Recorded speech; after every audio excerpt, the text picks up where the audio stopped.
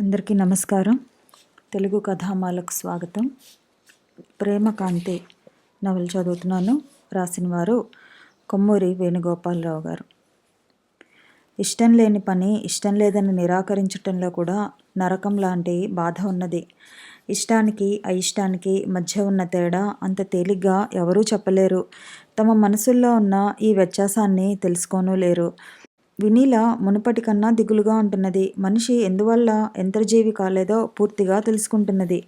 మనుషులు ప్రవేశిస్తారు జీవితాల్లోకి. ఈ హక్కు ఎవరు ఇచ్చింది కాదు, కానీ హక్కులను గురించి అతీత స్థితిలోకి వెళ్ళిపోతారు ఒక దశలో. ఈ అధికారం ఎందుకు ఇస్తారో, ఎప్పుడు ఇస్తారో, ఒకరికొకరు లోబడి ఎందుకు నలుగుతూ ఉంటారో. ప్రపంచ చరిత్రలో ఇలాంటి అజ్ఞాత చరిత్రలు ఎన్ని మరుగున పడిపోయి ఉన్నాయో అనూహ్యం. ఆమె వద్దు అనుకుంటున్నది. తనని తాను నిందించుకుంటున్నది. తన రూపాన్నే తన ముందు దోషిగా నిలబెట్టుకొని శిక్షలు విధించుకుంటున్నది. శిక్షకు గురి అయిన కొద్దీ ఆకర్షణ పెరుగుతుంది. వ్యామోహంలోంచి పుట్టుకొచ్చే ఆకర్షణ కొంచెం సరిదిద్దుకుంటే అణిగిపోతుంది, నిలదొక్కుంటే ఆగిపోతుంది, నిగ్రహించుకొని ఎదగటానికి ప్రయత్నిస్తే ఎగిరిపోతుంది. ప్రేమ నుంచి ఉత్పన్నమైన ఆకర్షణ ప్రేమతో పాటు పెరుగుతూ ఉంటుంది. నిజమైన ప్రేమ ఎలా నశించదో ఆ ఆకర్షణ నశించదు. ఈ సృష్టిలో ఆకర్షణ లేని ప్రేమ ఉండదు. రవికిషోర్ గుర్తుకు వస్తాడు. అతనికి ఫోన్ చేద్దామనుకుంటుంది. అతని దగ్గరకు వెళ్ళి కబుర్లు చెప్పాలని ఉంటుంది. చేయలేదు. ఈ అసమర్థతతో రోజులు గడిచిపోతున్నాయి. రాత్రి 10 గంటలకి ప్రశాంతి నర్సింగ్ హోంలోని తన రెసిడెన్స్లో వినీల పక్క మీద పడుకొని నిద్రపట్టక అటు ఇటు దొర్లుతుంటే ఫోన్ మోగింది. లేచి రిసీవర్ తీసుకుంది. నేను. అర్థమైంది. ఎన్నాళ్ళ నుంచో ఎదురు చూసిన గొంతు. కానీ అంతలోనే భయం. ఊపిరి బిగబట్టింది. రవిని. సారీ, రవికిషోర్ని. తెలుసు. విను. సారీ వినీలా. నాకు వైజాగ్ ట్రాన్స్ఫర్ అయింది. వెళ్ళిపోతున్నాను. ఎప్పుడు? అప్రయత్నంగా అడిగింది. రేపు సాయంత్రం బయలుదేరే ఎక్స్ప్రెస్లో. ఆమె ఏమీ మాట్లాడలేదు. వినీలా, డిస్టర్బ్ చేస్తున్నానా? లేదు. నిన్ను వేధించాలని కాదు, నీ జీవితంతో ఆటలు ఆడుకోవాలని కాదు. కానీ ఒక ప్రశ్నకు జవాబు చెప్పు. నీకెందుకు దయ కలగలేదు నా మీద? చెప్పనా? ఆ సమయంలో ఆమె ముఖం చూసే అవకాశం అతనికి కలిగి ఉంటే ఆమె గుండెల్లో ఎన్ని అగ్నిపర్వతాలు బద్దలవుతున్నవో అర్థమై ఉండేది. వినీలా, ఈ ఫోన్ చేయకుండా ఉండాలనుకున్నాను. చెప్పకుండానే వెళ్ళిపోవాలనుకున్నాను. కానీ శక్తి చాలలేదు. ఆమె నిశ్శబ్దంగా ఏడుస్తోంది. ఎంత ప్రయత్నించినా ఎదగాలని శ్రమిస్తున్నా నిన్ను పోగొట్టుకునే ధైర్యం కలగటం లేదు నాకు. ఇన్నాళ్ళు అనుభవించిన ఒక అందమైన ప్రపంచంలో నుండి భయంకరమైన శూన్యంలోకి వెళ్ళిపోతున్నాననిపిస్తోంది. నిన్ను దక్కించుకోవటం కోసం ఏమైనా సరే చేయాలనిపిస్తోంది. వినీలా, నేను నిన్ను విడిచి ఉండలేను. నిన్ను విడిచి బతకలేను. నీ దయ. వినీల తన ఏడుపు అతనికి వినిపిస్తుందేమోనని పమిట చెంగు నోటికి అడ్డంగా పెట్టుకుంది. వినీలా, నువ్వు జవాబు చెప్పవద్దు. చెప్పలేకపోతున్నావు. కానీ అతని గొంతు గాద్గికమైంది. మాట వెలువడటం కష్టంగా ఉంది. కానీ ఒకటి మాత్రం స్పష్టంగా తెలుస్తుంది. ఇలా ఎన్నాళ్ళో జరగదనిపిస్తోంది. ఏమిటది? ఏమిటా గొంతులో? అలా ఉంటాను వినీలా. సెలవు. ఫోను కట్టయింది. సంఘర్షణకు సముద్రంలో కొట్టుకుపోతూ గుర్రుమంటున్న రిసీవర్ని చేతిలో పట్టుకుని ఎంతసేపో అలా ఉండిపోయింది వినీల. నిద్రరాని స్థితి, బాధను మించిన స్థితి, దుఃఖం కన్నా విషాదకరమైన అనుభవం, చీకటి కన్నా నల్లగా ఉన్న మానసిక ప్రకోపం. ఎందుకు నన్ను ఆహ్వానిస్తున్నావు? రా రా రఘు, రా రవి. నేనెక్కడికి? ఏడవబడుతున్నాను. నాది మనస్సా? అసలు మనస్సు అనేది ఇలాగే ఉంటుందా? నాది శరీరమా? ఇలా తిరగబడటం దానికి సహజమా? నాది వివేకమా? అందుకే ఇలా నిప్పంటుకుంటున్నదా? నాది స్వార్థమా? ఫలాపేక్షలు లేకుండా జీవితాన్ని అర్పించబోనటం స్వార్థమవుతుందా? అయినా ఎవరిని మోసం చేశాను? ఎవరిని వంచాను? నాది అమాయకత్వమా? ఇన్ని ఆలోచనలతో తీసుకునే నిర్ణయం అమాయకత్వం అవుతుందా? నాది ప్రలోభమా? మనిషికి సహజమైన ప్రలోభం అంత చెడ్డదా? నాది తప్పా? నన్ను నేను పోగొట్టుకున్నాక నన్ను నేను నిలబెట్టుకోవటం అంత తప్పా? ఆమె అలసిపోతోంది. అది నిద్ర కాదు. మధ్య మధ్య తెలివి తప్పుతోంది, వస్తోంది. కానీ ఆమె ఈ సంఘర్షణతో పెనుగులాడుతూనే ఉంది. రాత్రి 7 గంటలు దాటుతోంది. సికింద్రాబాద్ స్టేషన్ నుంచి గోదావరి ఎక్స్ప్రెస్ బయలుదేరటానికి సిద్ధంగా ఉంది. రవికిషోర్ ఫస్ట్ క్లాస్ కంపార్ట్మెంట్ తలుపు దగ్గర కమ్మీని పట్టుకొని నిలబడి ఆశగా చూస్తున్నాడు. ఆమె రాదు. గార్డు విజిల్ ఊదాడు. ఇంజన్ సైరన్ ఊదింది. ఆమె రాదు. ఆమె రాదు. తనది ఆశే, ఒట్టి దురాశే. రైలు చక్రాలు కదిలినాయి. ఒక్కొక్క అడుగు, ఒక్కొక్క గజం ప్లాట్ఫామ్ విడిచిపెట్టేస్తోంది. ఆమె రాదు. రాలేదు. ప్లాట్ఫారం కనుమరుగైపోయింది. రైలు చప్పుడు, చుట్టూ చీకటి మిగిలినాయి. ఆమె రాకుంటే, ఆమెను తాను పోగొట్టుకుంటే ఆమెకి తెలియకపోవచ్చు. తనకి తెలుసు. జేబులో నిద్రబిళ్ళలున్నాయి. సూట్ కేసులో విస్కీ సీసా ఉంది. అందుకే ఎవరికీ తెలియకుండా ఉండాలని 2 బర్తులు రిజర్వ్ చేసుకుని కూపే తీసుకున్నాడు. కాసేపటికి తలుపు మూతబడుతుంది. వైజాగ్ వెళ్ళేదాకా ఎవరికీ తెలియదు. తర్వాత తన బదులు తన మృతదేహం మాత్రం కనబడుతుంది బలవంతంగా తలుపులు తెరిచిన వాళ్ళకి. నిట్టూర్చి లోపలికి తిరిగి ఐ అని రాసి ఉన్న కంపార్ట్మెంట్ వైపు నడిచాడు. తలుపులాగి లోపలికి అడుగుపెట్టబోతూ నిర్ఘాంతపోయి నిలబడిపోయాడు. లోపల బెర్త్ మీద వినీలా కూర్చుని ఉంది. ఆ తర్వాత 1 నెల రోజులకు విశాఖపట్నం రిజిస్టర్ ఆఫీస్లో రవికిషోర్, వినీలా పెళ్లి చేసుకున్నారు. వినీలకు ఆడంబరాలు గిట్టవు. అందుకని రవికిషోర్ పెళ్లి ఏ విధంగా చేసుకుందామని అడిగినప్పుడు నిరాడంబరంగా రిజిస్టర్ ఆఫీస్లో చేసుకుందామన్నది. ఇద్దరూ వెళ్ళి మొదటి అప్లికేషన్ మీద సంతకాలు పెట్టి వచ్చారు. ఈ 1 నెల రోజులు ఆమె వైజాగ్లో కూర్చోలేదు. పెళ్లినాటికి వస్తానని హైదరాబాద్ వచ్చేసింది. అక్కడి నుంచి రవికిషోర్ రోజు ఫోన్లు. విను, నెల ఎన్నాళ్ళకి గడవదేం? ఆమె నవ్వు. నెల కాదు, వారమైనా కాలేదు ఇంకా. అంత బాధ అతనికి. ఆమెకి గర్వంతో కూడిన సంతోషం. మధ్యలో ఒకరోజు చెప్పపెట్టకుండా వచ్చేశాడు. నర్సింగ్ హోమ్ లోపలికి రాలేదు. బయట నిల్చుని కబురు చేశాడు. ఆమె బయటికి వచ్చి నవ్వుతూ, ఇదేమిటి ఇక్కడ నిలబడిపోయారేం? తెలుసుగా హాస్పిటల్ అంటే నాకెంత ఎలర్జీయో. ఇప్పుడు బయటికి రాగలవా? వినీలకు అప్పుడు వర్క్ ఎక్కువగా లేదు. లోపలికి వెళ్ళి స్టాఫ్కి చెప్పి వచ్చింది. పదండి అన్నది. అతను కారులో ఆమె నెక్కించుకుని ఓ అందమైన చిన్న బంగ్లా దగ్గరకు తీసుకువెళ్ళాడు. విను, పెళ్ళైన నాటి నుంచి మనం ఈ ఇంట్లో నివసించబోతున్నాం. నువ్వు నర్సింగ్ హోమ్కి వెళ్ళి వస్తూ ఉంటావు అంతే. అంతకు పూర్వం మీరుండే ఇల్లు అది అద్దె ఇల్లు. వైజాగ్ వెళ్లే ముందు ఖాళీ చేసేసాను. ఇది కూడా అద్దిల్లే. తొందరలోనే నేను హైదరాబాద్ ట్రాన్స్ఫర్ చేయించుకొని మన టేస్ట్కి అనుగుణంగా వేరే బిల్డింగ్ కట్టిస్తాను.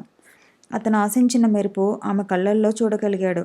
పెళ్లికి బ్యాంకులోని ముఖ్యమైన స్నేహితులని మాత్రం పిలిచాడు. తల్లిదండ్రులకు ఈ విషయం ఉత్తరం ద్వారా మాత్రమే తెలియపరిచాడు. వాళ్ళనేమీ రమ్మని ఆహ్వానించలేదు. ఆ సాయంత్రం హోటల్లో చిన్న రిసెప్షన్ ఏర్పాటు చేశాడు. ఆ హోటల్లోనే వాళ్ళిద్దరి కోసం ఓ డీలక్స్ రూమ్ బుక్ చేశాడు. ఫ్రెండ్స్ అంతా వెళ్ళిపోయేసరికి 10 దాటింది. Vinila chiffon magenta colour sari, దానిమీద పోల్కా డాట్స్ బ్లౌజు వేసుకుంది. సిగలో ఒకే ఒక తెల్ల గులాబీ. గదంతా ఎయిర్ ఫ్రెషనర్ పరిమళాలతో మృదు సుగంధాలు వెదజల్లుతోంది. ఎన్నాళ్ళ నుంచో ఎదురుచూసిన వ్యక్తితో ఏకాంతం. తమది అనుకున్న స్వేచ్ఛ, సహజమైన పొంగులతో ఉరకలెత్తే వయసు, కావాలి కావాలి అని ఎలుగెత్తి అరిచే నరాల ఘోష, అనుభవం కోసం ఆవేశపడే కళ్ళలోని మెత్తటి సెగలు, ఇది నిజమేనా అన్న మీమాంసతో శరీరంలోని గగుర్పాటు, నిజమే అని నమ్మాక ఒంటిమీద చిత్రంగా పాకిన జలధరింపు. రవికిషోర్ ఆమెకు దగ్గరగా వచ్చి భుజాలు 2 పొదివి పట్టుకుని అభిముఖంగా తిప్పుకున్నాడు. విను, నేనెంత అదృష్టవంతుణ్ణి. ఆమె కనురెప్పలు కిందికి వాలాయి. ముఖాన్ని పైకెత్తి ముందుకు వంగి ఆమె పెదవుల మీద మృదువుగా ముద్దు పెట్టుకున్నాడు. చూడు. కళ్ళు తెరిచి అతని కళ్ళల్లోకి చూసింది. You are my. అతని మెడ మీద తలవాల్చింది. You are my, you are my. మనసులో ఏవో ధ్వని తరంగాలు. మెత్తని ఫోమ్ బెడ్ సంకోచంలో గోడవైపు తిరగబోతున్న ఆమె భుజం మీదుగా చేయివేసి తన వైపు తిప్పుకున్నాడు. ఇప్పుడు గదిలో డిమ్ లైట్ వెలుగుతోంది. ఆమె చూపుల్ని అతని చూపులు తాకుతున్నాయి. విను, ఓ విషయం చెప్పనా? "ఊ." "ఆ రోజు నువ్వు రైల్లో నన్ను కలుసుకొనకపోతే ఏం జరిగేదో తెలుసా? ఏర్పాట్లన్నీ పూర్తి చేసుకున్నాను. వైజాగ్కి నా డెడ్ బాడీ చేరి ఉండేది." ఆమె అతనికి మరింత దగ్గరగా జరిగి పెనవేసుకుని పోయి తన శరీరానికి గట్టిగా హత్తుకుంది. అతని వీపు మీద ఆమె వేళ్ళు కొద్దిగా వణికినాయి. ఆమె చేతుల్లో అతను, అతని కౌగిల్లో ఆమె. చప్పుడు లేకుండానే రహస్యాల్ని పరస్పరం ప్రసరింపజేసుకునే రెండు వింత విశ్వాసాల వంటి ఇరువురి ముఖాలు. తీయని వేడి, అమాయకమైన ఉద్రేకం, అంత స్వేచ్ఛలోనూ తడబడే పసితనం, కనుకొలకుల్లో జారిన మెరిసిన విషాద తుషార బిందువులు, దుఃఖపు పొరలు కమ్మిన ఆనందాతిరేకం, మధుర స్పందనలో వేదనాశ్రుతులు. ఆమె అతనిలో కరిగిపోయింది, అతనిదైపోయింది. మర్నాడు మధ్యాహ్నం 2 గంటలకు ఫోన్. హైదరాబాద్ నుంచి, ప్రశాంతి నర్సింగ్ హోమ్ నుంచి. సిస్టర్ చేసింది. 3 రోజుల క్రితం బ్రెయిన్ ట్యూమర్కు ఆపరేషన్ చేసిన ఒక పేషెంట్ పరిస్థితి క్రిటికల్గా ఉందిట. ఏం చేయాలి అని అడుగుతోంది. రవికిషోర్కు అర్థమైంది. ఎవరినన్నా తెలిసిన స్పెషలిస్ట్ను తీసుకొచ్చి చూపించమను. నో, నేను కొత్తగా ప్రాక్టీస్ పెట్టాను అని ఫోన్లో కొన్ని ఇన్స్ట్రక్షన్స్ ఇచ్చింది. నేను సాధ్యమైనంత వెంటనే బయలుదేరి వస్తున్నాను. ఫోన్ పెట్టేసింది. ఇప్పుడు ఎలా వెడతావు విను? ఫ్లైట్లో వెళ్ళటానికి టైం సరిపోతుందా? వాచ్ చూసుకున్నాడు. సరిపోతుంది. అయితే వెంటనే నన్ను ఫ్లైట్లో పంపించే ఏర్పాటు చేయి రవి, ప్లీజ్. అతని ముఖం చాలా అసంతృప్తిగా ఉంది. విను, తప్పదా? ఆమె అతని మెడ చుట్టూ చేతులు వేసి కళ్ళలోకి అనునయంగా చూస్తూ అన్నది. రవి, పోనీ నువ్వు కూడా వచ్చేయి. ఇప్పటికిప్పుడు నేను బయలుదేరలేను విను. 1-2 రోజులు టైం పడుతుంది. ఆమె అర్థింపుగా అన్నది. సారీ రవి, నేను వెళ్ళక తప్పదు. వెంటనే ఫ్లైట్కి ఏర్పాటు చేయవా? రవి నిట్టూర్చాడు. ఆల్రైట్ విను. సాయంత్రం 5:30 కల్లా హైదరాబాదులో ఉంది. ఏరోడ్రమ్ నుంచి సరాసరి నర్సింగ్ హోమ్కి వెళ్ళింది. సిస్టర్స్ అంతా ఏం చేయాలో తెలియక ఆమె రాక కోసం ఆదుర్దాగా ఎదురుచూస్తున్నారు. పేషెంట్ పొజిషన్ చాలా క్రిటికల్గానే ఉంది. పేషెంట్ తాలూకు మనుషులు హడావిడిగా గుంపులుగా పోగయి నానా హంగామా చేస్తున్నారు. వినీల చాలా నర్వస్గా ఫీల్ అయింది.